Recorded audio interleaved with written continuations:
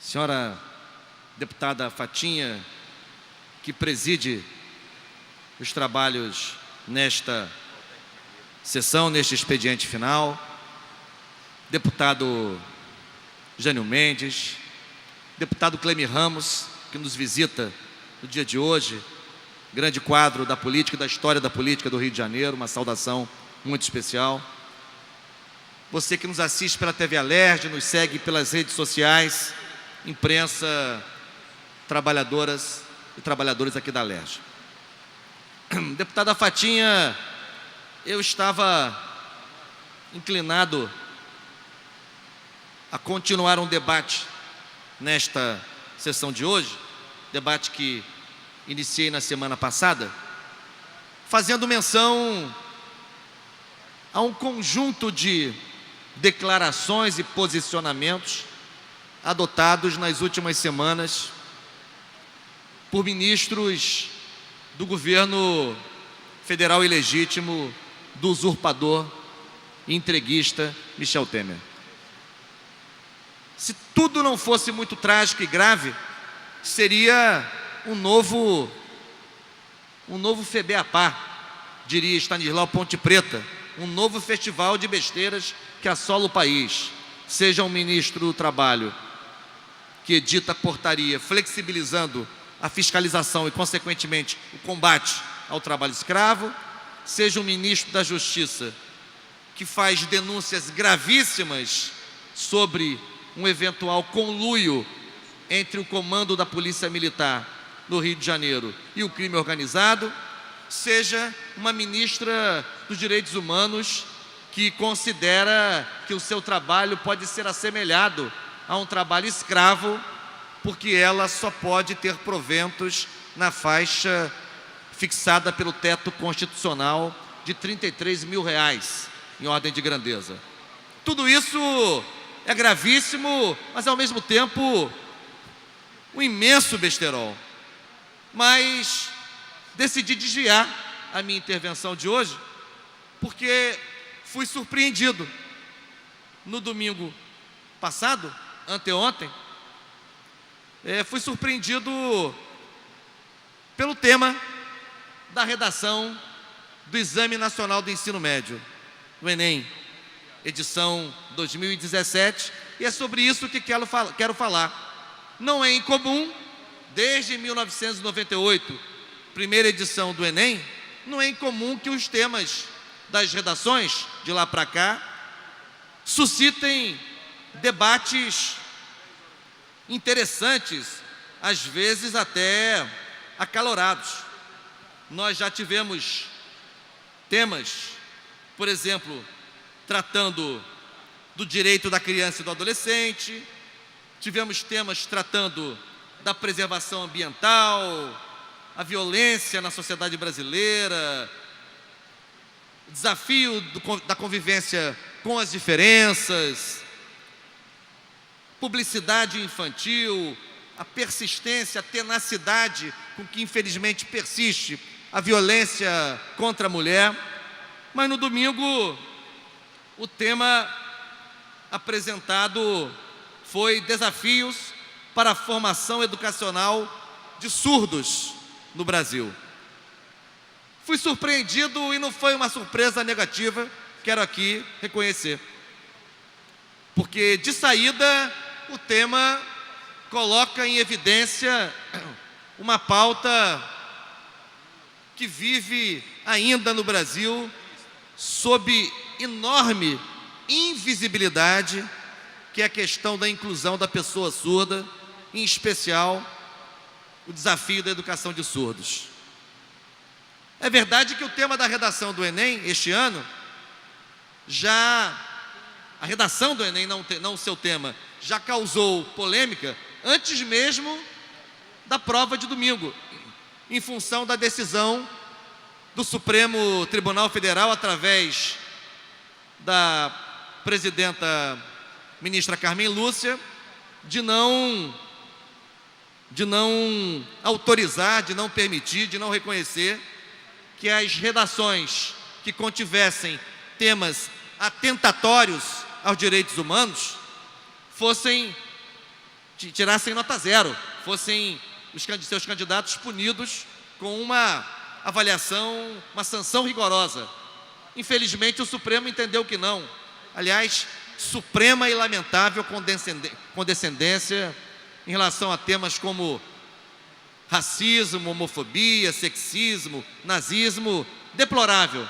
Entretanto, no domingo, tivemos esta surpresa.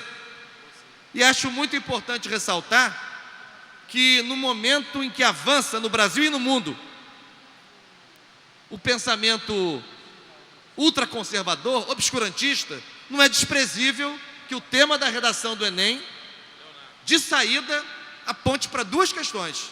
Primeiro, o respeito à diversidade e à inclusão da pessoa com deficiência, em especial, no caso da redação, a inclusão da pessoa surda e, mais especialmente ainda, a inclusão dos surdos e surdas no campo escolar, no processo educacional. Aliás, é um tema que vai ao encontro da meta 4 do Plano Nacional de Educação, meta que suscitou enorme polêmica quando dos debates que atravessaram cerca de 4 anos até a sanção da lei federal que instituiu o Plano Nacional de Educação. Essa meta 4 gerou muita polêmica, muitos debates sobre a educação especial, se deveria ser realizada em escolas especiais, em classes especiais, ou se deveria prevalecer o princípio da inclusão dos alunos com deficiência nas classes regulares. Prevaleceu no Plano Nacional de Educação a direção, o horizonte da inclusão. E é claro que a inclusão não pode se dar sob o signo do arremedo, sob o signo da improvisação. Não basta discursar sobre inclusão, é preciso que se garantam as condições objetivas para que ela se materialize no cotidiano escolar. No caso específico da educação de surdos, o Brasil e o Rio de Janeiro têm uma instituição de referência.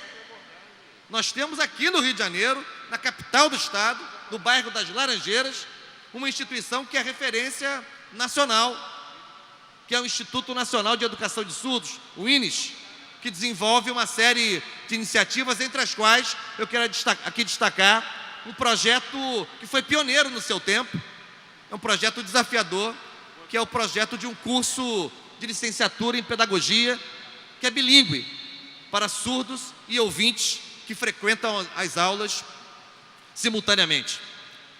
Mas ainda assim, apesar dessas experiências, o Brasil está muito longe de praticar uma efetiva inclusão, não apenas de surdos, mas do conjunto de alunos e alunas com necessidades educacionais especiais. No caso dos alunos surdos, é bom lembrar que eles se alfabetizam não em português, eles se alfabetizam na língua brasileira de sinais, a Libras.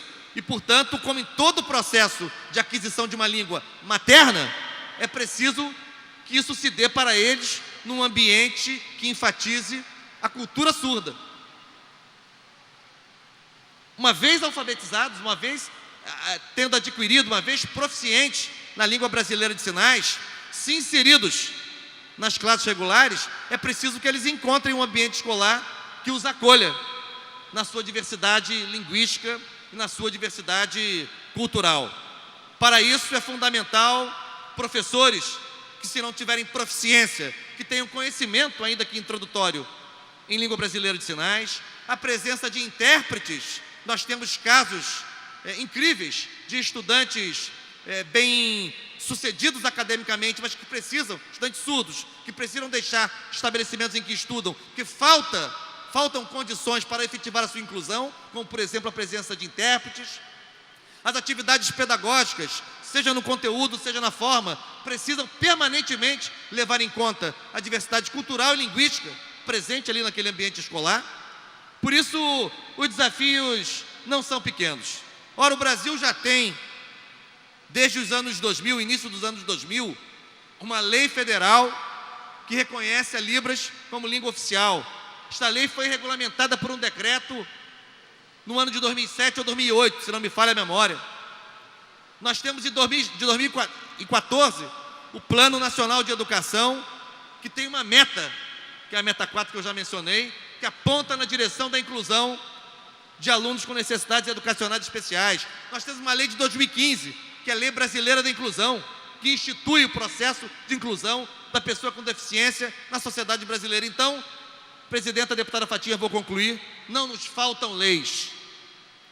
Faltam agora vontade política e recursos para implantar iniciativas, projetos, políticas que possam efetivamente garantir a inclusão, para que as teorias da inclusão possam ter aplicabilidade prática e com isso se aperfeiçoar nessa relação sempre tensa e dialética entre teoria e prática, e para que essa legislação, para que esse conjunto de leis que preconiza a inclusão não vire no Brasil uma letra morta. Por isso eu quero saudar que tenha sido colocado em evidência o tema da educação de surdos, porque ele remete necessariamente à discussão sobre a inclusão, à discussão sobre o respeito à diversidade, temas fundamentais, principalmente neste ambiente grave, sombrio, em que vivemos no Brasil, quando cresce de forma avassaladora uma visão de mundo conservadora, reacionária e obscurantista. Portanto, minhas saudações nesse momento